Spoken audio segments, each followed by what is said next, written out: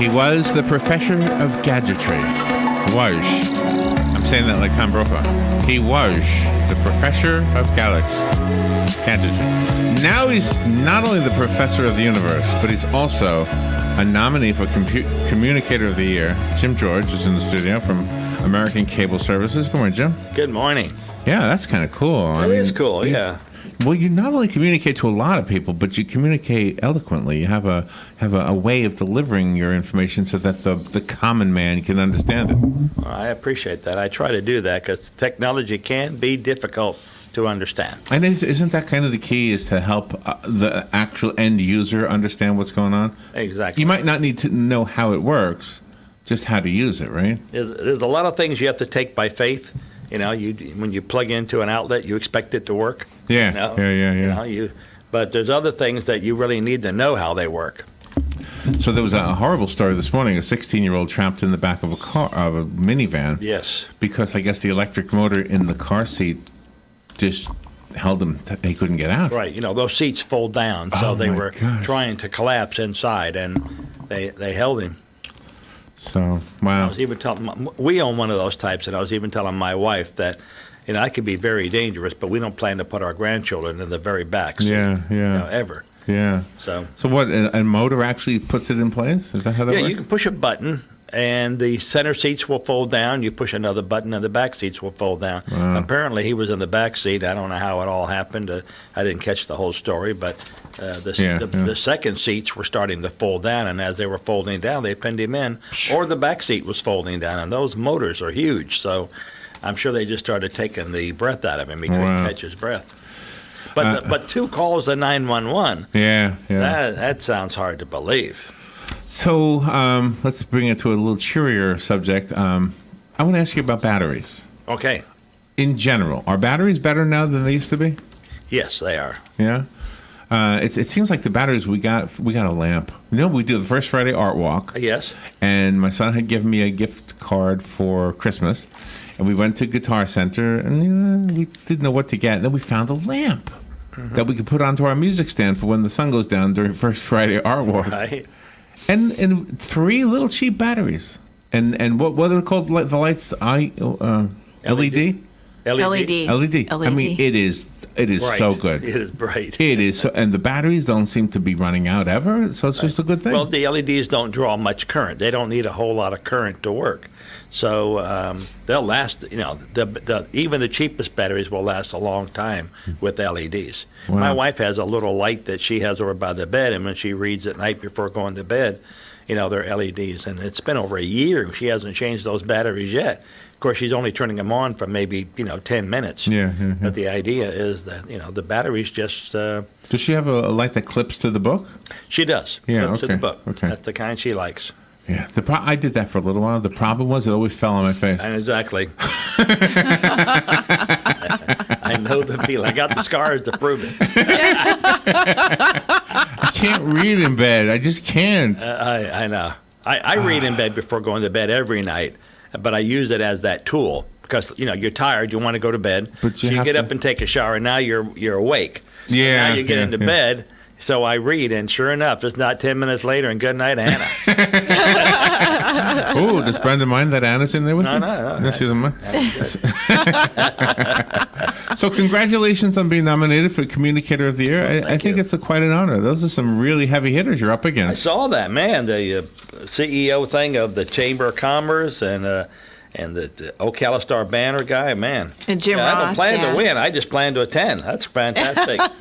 See, we know almost all these people. Jessica Bames, I don't think I know her. Or Barnes, I'm sorry. We don't know Jessica. Do we, Robin? No.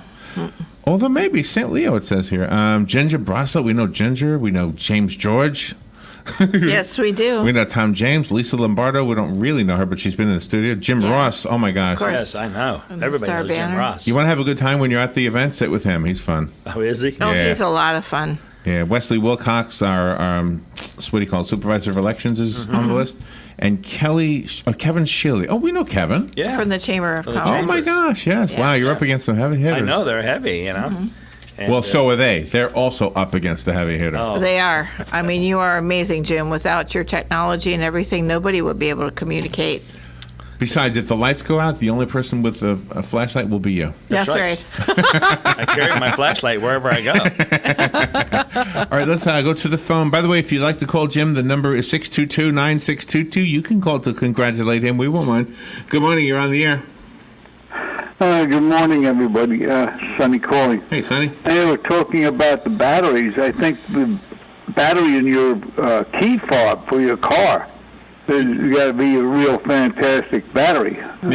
My car is 13 years old, and it's still got the original battery in the key fob, and I use the car every day practically, and, you know, it's amazing how certain batteries will last this long. I don't know whether it's the fact that you're just using it to, unlock or lock doors on your car, but still, it's quite some period of time for this battery to still seem to be working quite well. Man, Now, I sometimes I'll check and make sure I lock the car. I could be couple 100 feet away, and it'll still flash the lights on the car to let me know if it's unlocked or locked.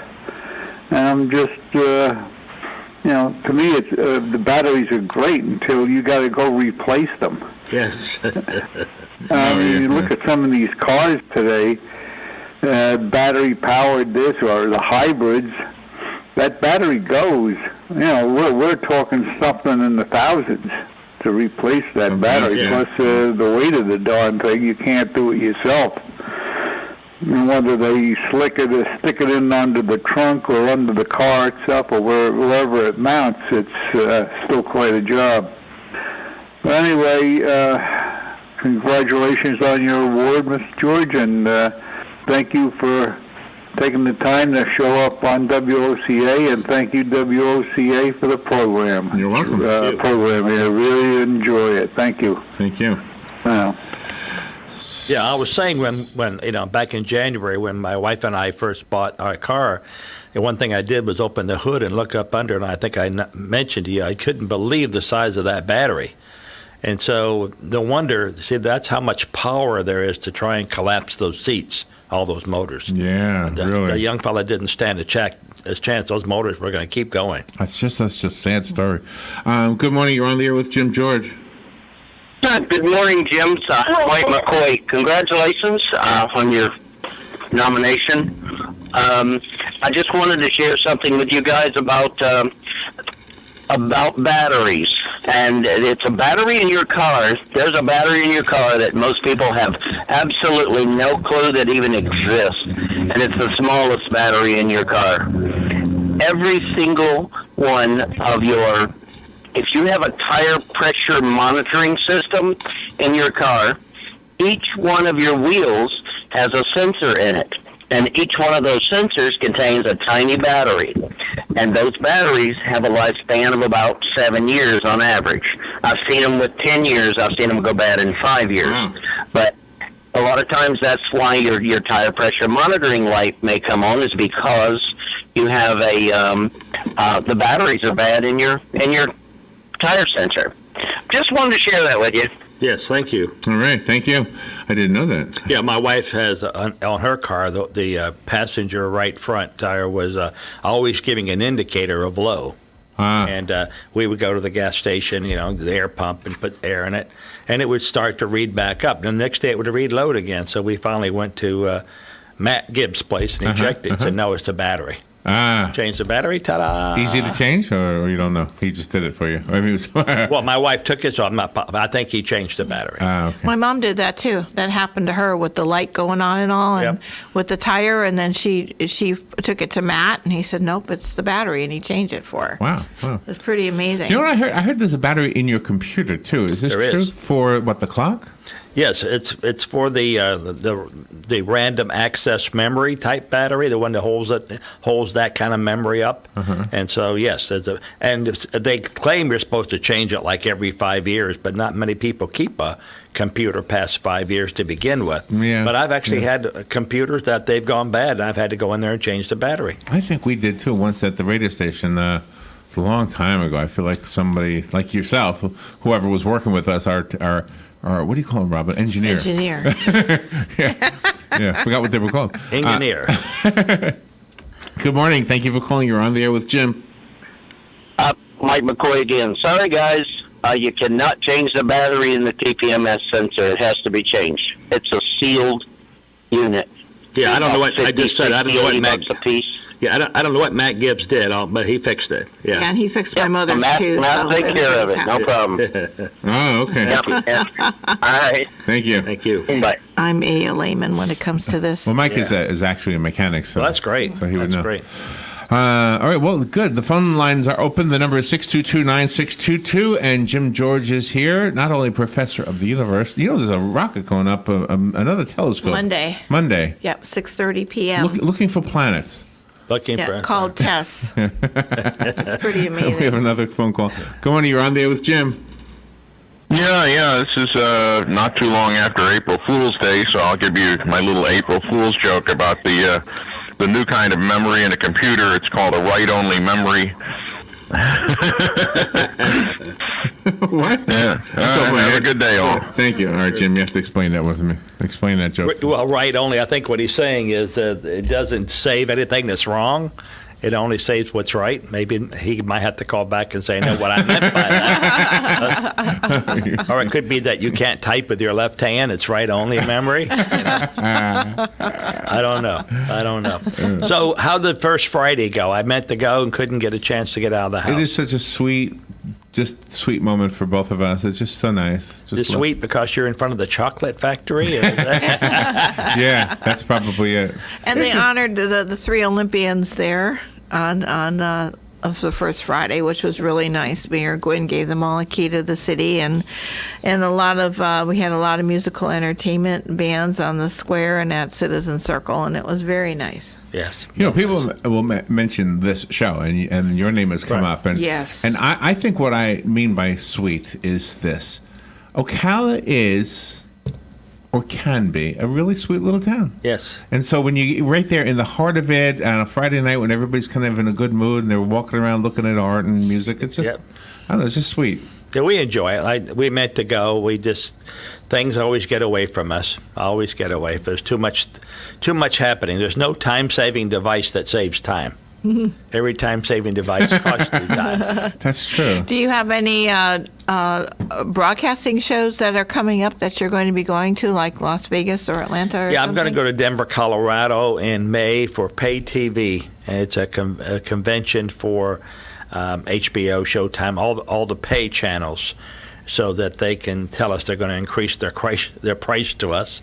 Oh. But I think it's really dealing more along with the technology because everything's getting scrambled. You can't just receive it without unscrambling it. So the other day, I think it was just yesterday, we had a story, and it was talking about how Amazon and Hulu are getting into something with the streaming, and so all the biggies there's no CBS, there's no NBC, none of them are named as the biggies anymore. It's Netflix, Amazon, Hulu, and I can't remember what else it said, but I didn't see any of the names you normally see. Well, the broadcasters, ABC, NBC, as you mentioned, they are the backbone of broadcasting.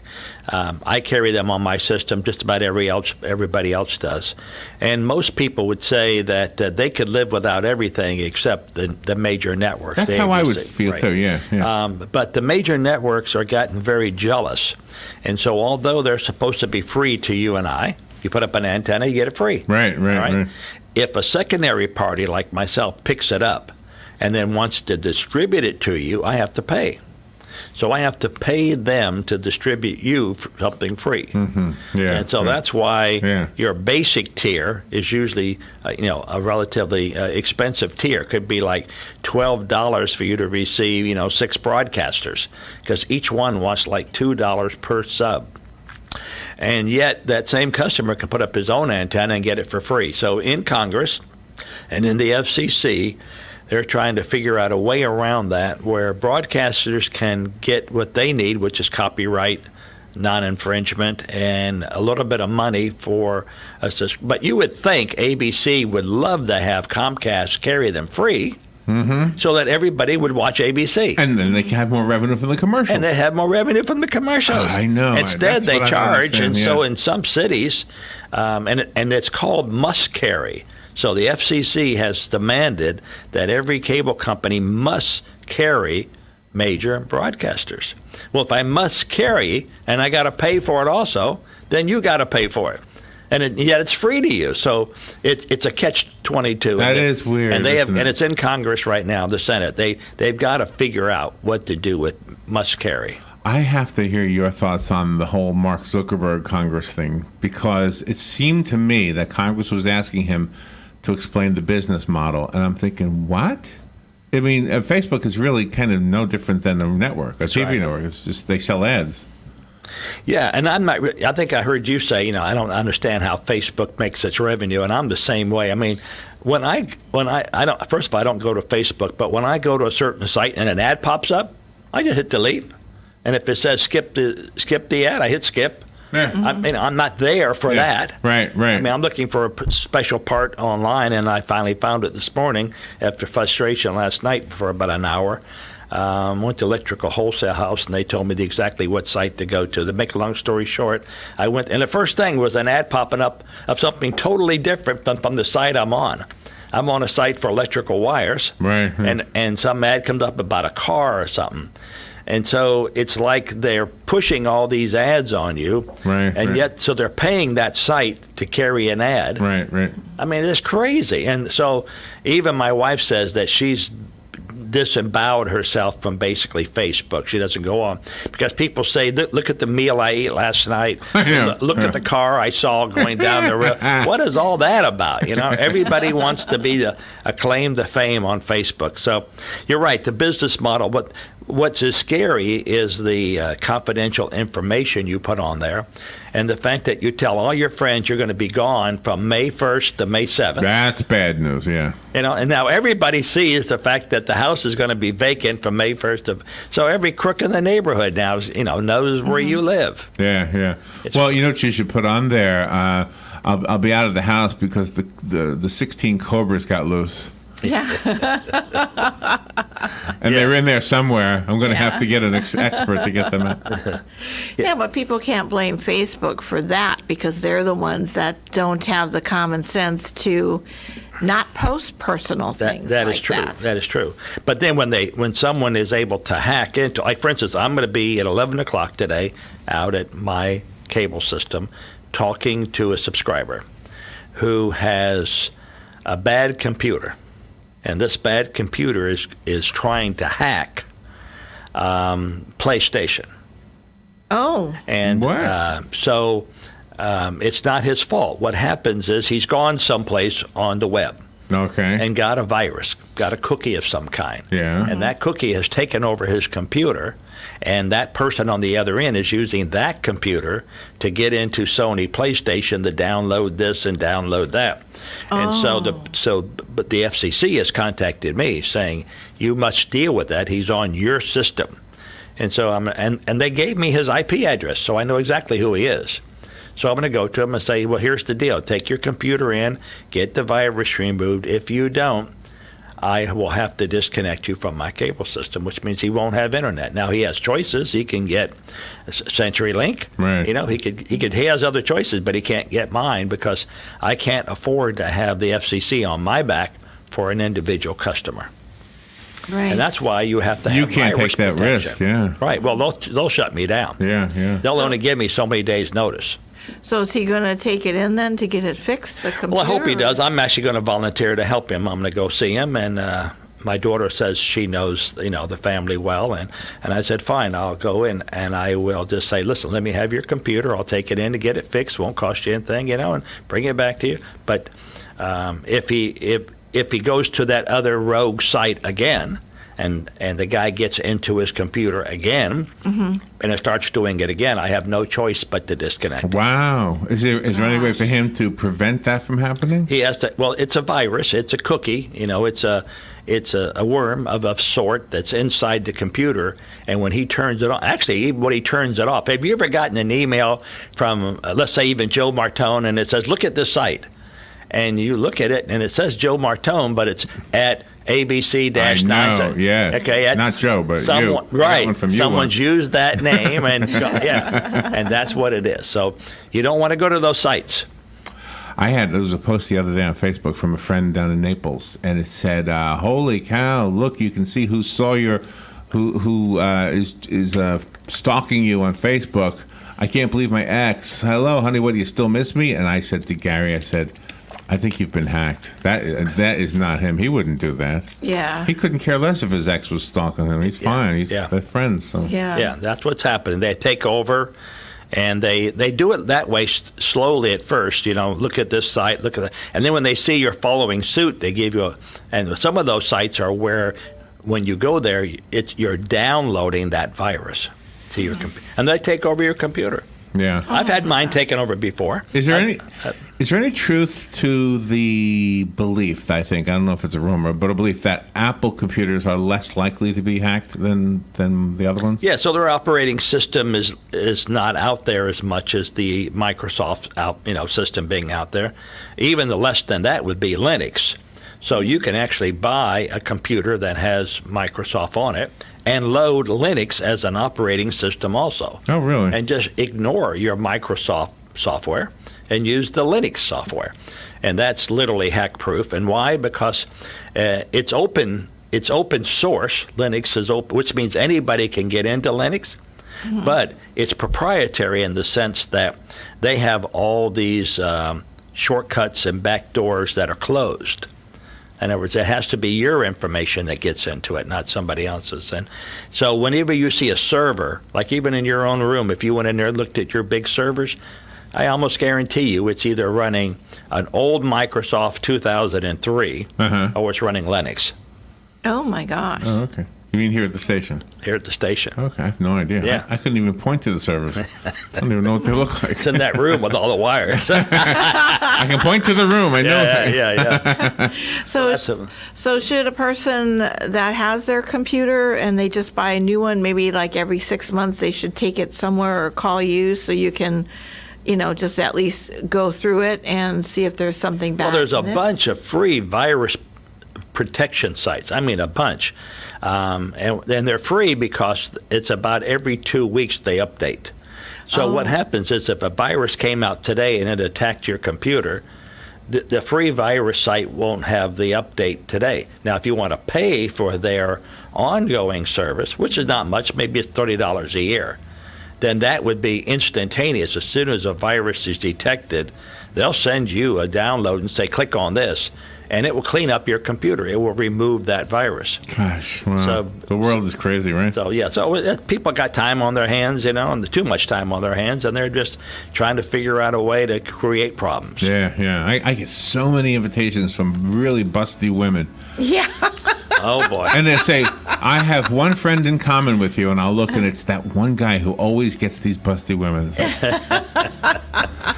Jim, congratulations on your nomination and on your good work. Thank you for doing this. It's always fun, and our listeners benefit from the information. And just as a disclaimer, there's nothing wrong with busty women.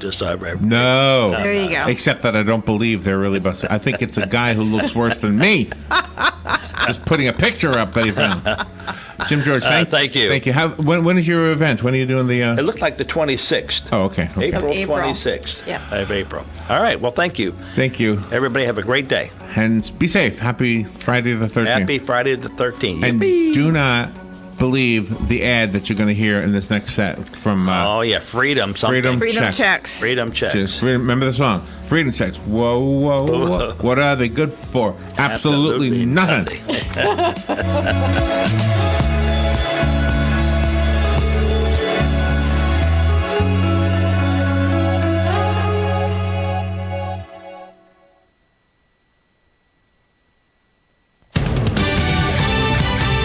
Fox News Radio, I'm Chris Foster.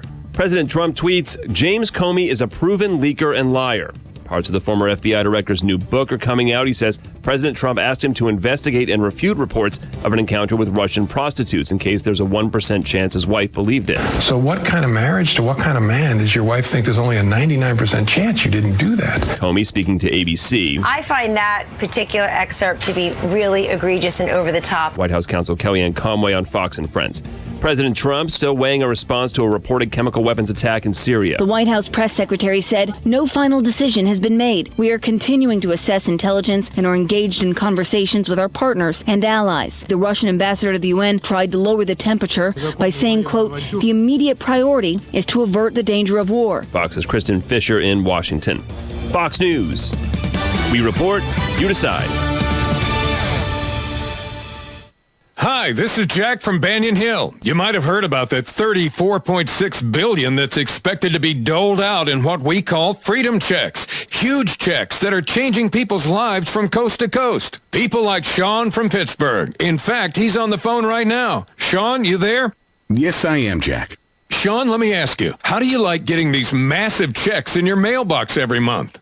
Well, Jack, we used to put stuff on credit cards living paycheck to paycheck. But now, after we started collecting a specific kind of freedom check, I have to say, life's a lot more fun. I bet it is. In fact, getting massive freedom checks is fun no matter who you are. And with $34.6 billion expected to be paid out in private, non-government money starting as early as May 1st, now's the time to stake your claim on some cash. To get all the details, go to www.freedomchecks225.com before the May 1st deadline. That's www.freedomchecks225.com.